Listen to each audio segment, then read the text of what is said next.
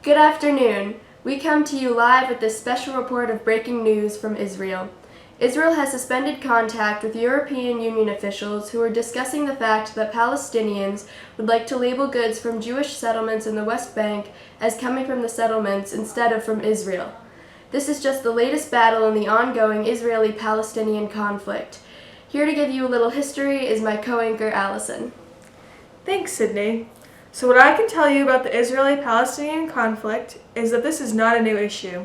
This actually started in 1917 when the British seized the area of land known as Palestine from the Ottoman Empire with the idea of creating a national home for Jewish people.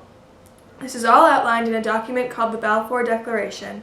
The native Arabs who lived there at the time were not thrilled about the Jews, who faced discrimination in Europe, when they started migrating into Palestine. And to attempt to combat any conflict between the native Arabs and the Jews, Britain issued the White Paper, which called on a limit to Jewish migration into Palestine to 10,000 people a year, unless a special circumstance were to arise. Unfortunately, this was right around World War II and the Holocaust. The Holocaust was obviously a special circumstance, and what followed as a result was a mass migration to Palestine. At this time, the Arabs started to feel shortchanged. They now had to compete for the land that they believed was their own. Britain got word of the sense of unfairness that the people felt and decided to hand over control of Palestine to the UN. The UN then decided to partition Palestine into two states, Israel for the Jews and Palestine for the Arabs. However, it was clear that the Jews got the better land for living under this plan. The Palestinians decided to fight back, which did not end well for them. Israel, in the matter of a few days, controlled 78% of the original Palestinian land. Since then, many more violent confrontations have occurred.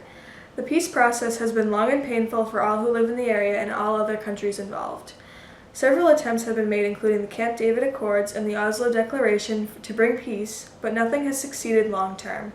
Today's incident is the latest news of conflict we have to report on. We now go to a live news conference where Israel's press secretary will speak at the matter at hand. Good afternoon, ladies and gentlemen. At this time, we don't have much to share with you on the matter at hand, but I will say this. The discussion between Palestinians and our former allied countries has only made the hostility a more present force between our people. There's a sense of nationalism, of pride our people feel.